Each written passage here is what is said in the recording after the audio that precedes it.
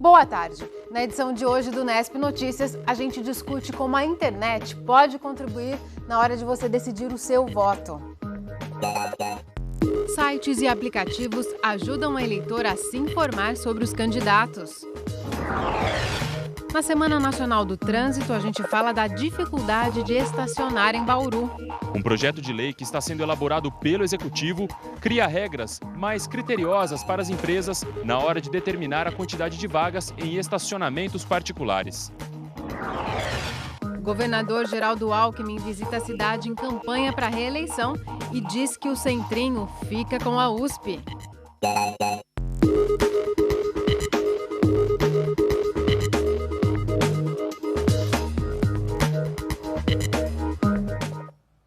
Tem início hoje a Semana Nacional de Trânsito aqui em Bauru. Vão ser 15 dias de atividades para ajudar a conscientizar a população para um trânsito mais seguro e que faça menos vítimas. Para se ter uma ideia, só neste ano foram registrados mais de 1.500 acidentes com vítimas nas ruas da cidade.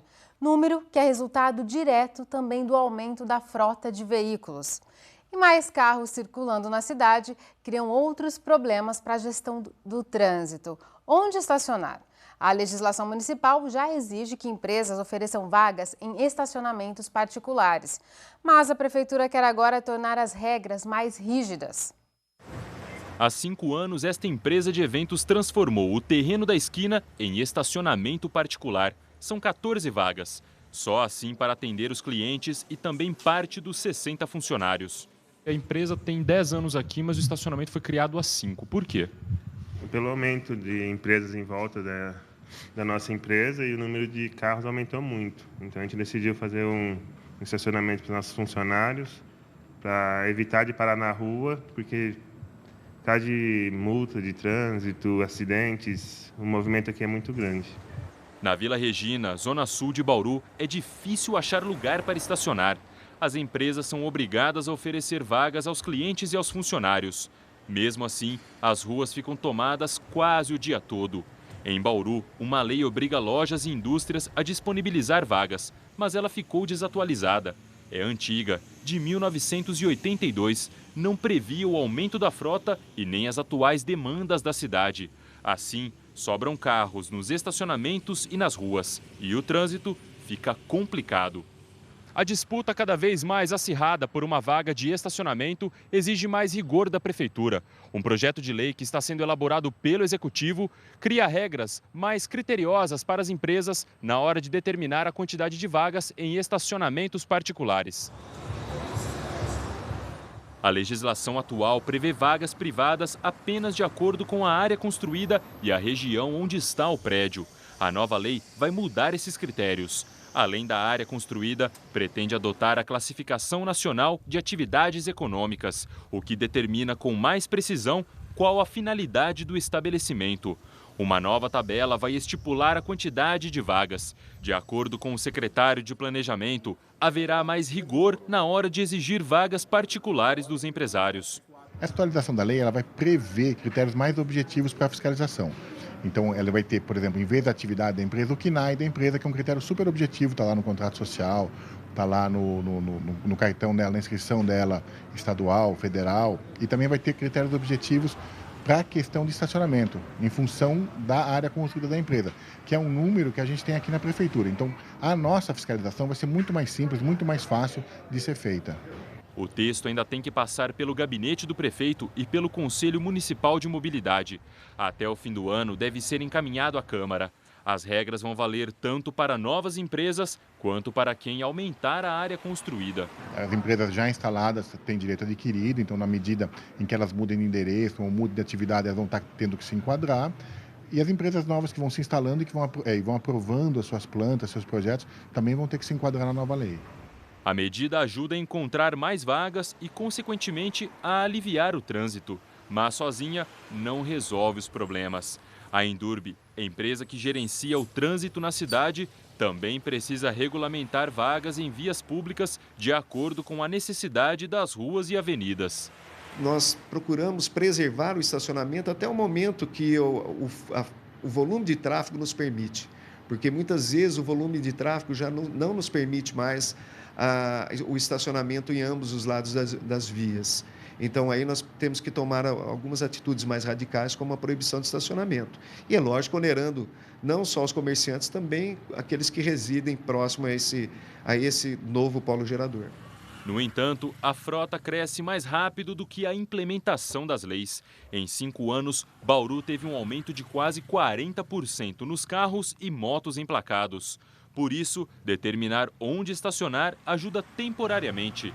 Melhorar a mobilidade urbana depende de soluções mais amplas, como estimular o uso do transporte coletivo. O crescimento da frota é muito claro, é evidente, né? Agora precisa reverter esse caso, né? A disponibilidade de vagas é apenas uma medida mitigadora, mas soluções nesse sentido só virão com transporte coletivo de qualidade. E se você também se preocupa com a questão do trânsito e quer aprender mais para fazer a sua parte, acesse a programação da Semana Nacional de Trânsito no site da Prefeitura. As atividades incluem seminários, vivências e cursos e vão até o dia 30 de setembro.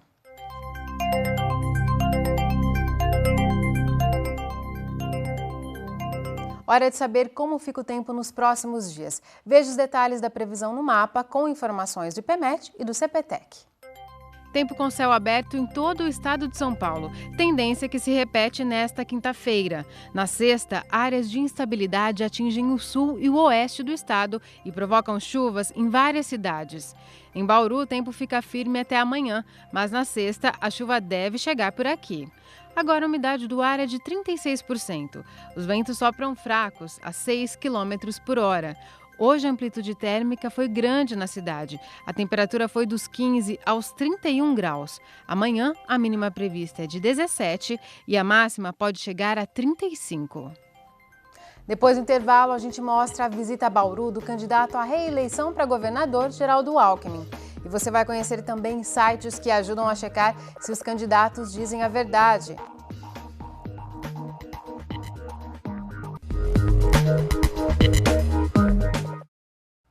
O candidato à reeleição para o governo do estado, Geraldo Alckmin, esteve hoje em Bauru. Além de fazer campanha no calçadão, ele foi questionado pelos jornalistas sobre a greve das universidades públicas e a possível passagem do centrinho da USP para o governo estadual. Um grupo de grevistas do Centrinho se concentrou na Praça Rui Barbosa. Eles trouxeram uma faixa e distribuíram uma carta aberta para protestar contra a proposta de transferir o hospital para o governo do estado. Nosso temor é que nós percamos o emprego, né? Que tenhamos aqui condições desfavoráveis de trabalho, né? Assédio moral e tudo que nós vemos lutando há muito tempo contra esse tipo de atitude da USP, né? Então a gente está em defesa dos funcionários do Centrinho também. Geraldo Alckmin chegou à praça por volta do meio-dia e cumprimentou eleitores. O candidato do PSDB descartou a possibilidade do Estado assumir o custeio do Centrinho. O hospital deve estar junto à universidade, que ele é também um hospital escola, aliás, um centro de referência. O que nós vamos investir aqui é na maternidade Santa Isabel, que já estamos investindo para ampliar, modernizar, equipar. No hospital de base, também vamos recuperar o prédio, que é muito antigo, estamos modernizando, ampliando leitos de UTI e o Centrinho fica com a USP. Alckmin também falou sobre a greve das universidades estaduais, que já dura quase 4 meses. No entanto, não confirmou se vai aumentar o repasse do ICMS para aliviar a crise financeira das instituições. O ICMS ele teve uma queda em razão da baixa atividade econômica, mas isso é transitório. Daqui a pouco o Brasil cresce de novo e a arrecadação também. O candidato fez corpo a corpo com eleitores, cumprimentou lojistas do calçadão e tirou fotos. De Bauru, seguiu para São Paulo para outros compromissos de campanha. E nós já estamos a menos de 20 dias das eleições e ainda tem muita gente que não decidiu em quais candidatos votar. Nessa hora, sites e aplicativos que acompanham de perto as campanhas eleitorais podem se tornar aliados. Sites, blogs e aplicativos para celular estão presentes na rotina da Keitiane, estudante de jornalismo da Unesp em Bauru. Mas nas eleições deste ano, eles se tornaram ainda mais fundamentais. É que foi por meio da internet que a universitária foi em busca de informações para definir em quais candidatos vai votar no dia 5 de outubro. No caso de governador e senador, foi fundamental usar essas ferramentas, porque eu pude conferir as propostas e também observar qual é a relação dessas pessoas com o eleitorado, né? Se são pessoas que só aparecem de vez em quando, a cada 4 anos, para fazer promessa, ou se são candidatos que têm uma vida política ativa, já fizeram projetos anteriores, ou não, mas que não tenham feitos, mas que tenha uma proximidade mesmo, uma preocupação com o público, né, que é mais que eleitor, é cidadão também, né? Keitiane acessa com frequência o site Manchetômetro, que coleta e analisa as manchetes dos principais veículos de comunicação do país, e também o projeto Truco, da Agência Pública de Jornalismo. Funciona como um desafio público em forma de jogo, e as equipes de campanha precisam explicar promessas e informações divulgadas pelos candidatos. Os dois sites também enviam atualizações por e-mail e pelas redes sociais, o que torna o acesso das pessoas cadastradas ainda mais fácil. Eu acho que é muito importante porque você pode, como eu falei, observar o que foi feito, o que não foi, né, e observar as contradições que existem dentro do período eleitoral. Nem tudo que se diz na TV e nas propagandas é verdade, mas nem tudo é mentira. E essas ferramentas, que na minha opinião são as ferramentas de mídia, de comunicação independentes, ou seja, são mais neutras que a TV, por exemplo, ou os jornais, são extremamente importantes para a democracia mesmo, para você ter uma diversidade de opiniões e saber votar com consciência. Para este professor do Departamento de Comunicação da Unesp, a internet se tornou uma ferramenta decisiva para os eleitores que querem se informar e também tem influenciado a atuação dos candidatos na corrida eleitoral. A internet veio para ficar em definitivo, ou seja, hoje ela tem um impacto muito grande, especialmente a partir das mídias e das redes sociais, para levar informação, para difundir opinião. As campanhas têm toda uma assessoria especializada para a área da internet.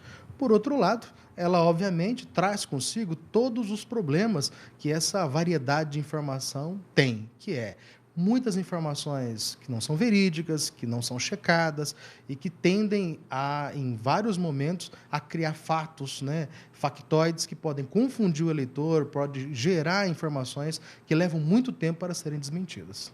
E como ter certeza, então, de que as informações divulgadas sobre um candidato são confiáveis? Segundo Juliano, a recomendação é desconfiar sempre e dar prioridade às informações divulgadas em sites oficiais.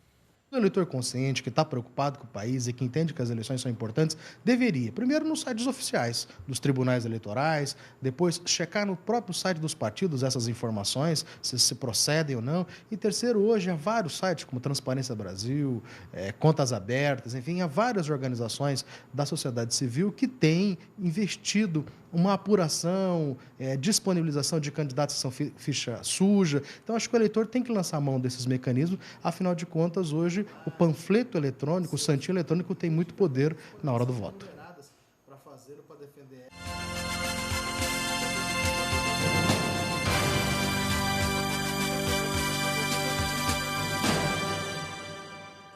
A colocação de um partido, de uma coligação de personalidades para serem puxadores de voto, eu entendo que faz parte do processo. Mas isso não é nada ilegal, nada ilegítimo. Acho que um partido ou uma coligação usa desse expediente, desse artifício, até mesmo para puxar votos para o seu partido, para a coligação, através de uma personalidade, de um cantor, de um ex-jogador de futebol, e tendo em vista, ou tendo como propósito, o favorecimento de um político tradicional, né? Em geral, um dirigente do partido, um presidente do partido que sempre quer se reeleger e busca, nessas personalidades, uma quantidade a mais de voto para o seu partido ou para a sua legenda. No próximo bloco, a gente recebe a professora de Sociologia da Unesp em Marília, a Heloísa Paiti. Ela comenta se a internet ajuda, de fato, as pessoas a votarem com mais consciência. Voltamos daqui a pouco. E a gente fala mais sobre as eleições e as possibilidades de os eleitores acompanharem os candidatos e a cobertura do processo pela internet. Vamos receber a professora de Sociologia da Unesp em Marília, Heloísa Paiti. Professora, muito obrigada por sua presença aqui no Unesp Notícias. Eu é que agradeço o convite. Professora, essa possibilidade de os eleitores acompanharem por sites, pelo Facebook, por aplicativos na internet, as propostas eleitorais, isso na sua visão torna o voto mais consciente, faz com que as pessoas votem de maneira mais qualificada? Eu acho, Larissa, que não necessariamente. Eu acho que a internet abre uma possibilidade, isso ela abre de fato.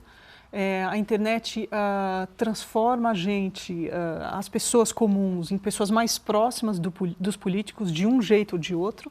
A questão é se essa proximidade ela vai se transformar numa decepção por a gente ser próximo, mas não conseguir se expressar, ou se ela vai se transformar numa colaboração com o sistema político, com as instituições, se a gente vai conseguir servir melhor a nação como cidadão através de um diálogo efetivo. Então, na sua visão, seria uma ferramenta nem só para esse período, para depois que os políticos estejam eleitos também, para acompanhar e cobrá-los, né? Não, fundamental. Um outro projeto que eu tinha, que eu alguma hora vou tentar resgatar, é um projeto de um gabinete virtual, onde a gente seria colaborador de um deputado estadual daqui da região ou de um deputado federal que a gente elegeu e está em Brasília e que a gente pudesse acompanhar, sugerir, elaborar, sugerir projetos de lei, apoiar projetos de lei que ele tenha, que sejam de iniciativa dele. A ideia é que a gente possa ser cidadão pleno. Não todo mundo, porque nem todo mundo gosta de política, não é uma questão de 200 milhões de pessoas, mas que quem gosta disso se engaje mesmo sem ter cargo, que se engaje como cidadão. Que mais pessoas se interessem também, não é? Sim, que seja algo formal por um lado, mas divertido e que a gente tenha uma relação de amizade com uma pessoa que é nosso representante, seja na Assembleia, seja na Câmara dos Deputados ou mesmo no Senado. Nós temos algumas ferramentas, né, que são novidades nessa eleição. Um site, por exemplo, da UFRJ, ele acompanha a cobertura dos meios de comunicação mais disseminados. E ele aponta se a cobertura é neutra, é positiva ou é negativa em relação aos candidatos. Na sua visão, esse tipo de ferramenta, ele contribui de que forma? Essa ferramenta também, esse site, ajuda a desconstruir essa imagem de que os meios de comunicação, que a mídia seja 100% isenta? Na verdade, eu acho que tem um mito que é o contrário, de que a mídia é muito tendenciosa para um lado ou para o outro. Talvez a ferramenta ajude a mostrar que ela não é, que existe profissionalismo. Eu acho que todas as ferramentas são interessantes. Eu vi outro dia uma outra ferramenta que, por exemplo, tem um artigo de jornal, essa feita nos Estados Unidos, e aí aparece o nome do fulano de tal, senador, que defende a questão da prospecção de petróleo no Alasca. E aí, quando você está lendo, você coloca o cursor e já aparece contribuições, Exxon, etc, etc, etc. Quer dizer, tem muita coisa sendo feita no Brasil e especialmente nos Estados Unidos para tentar dar para o cidadão ferramentas para entender o processo político. Eu, particularmente, gosto das coisas que apostam menos na vigilância, não estou dizendo que isso não é importante, mas mais no diálogo. Porque o cidadão não é só aquele cara que vai falar para o político, você recebeu dinheiro de fulano. Não, o cidadão é também o cara que vai apoiar o político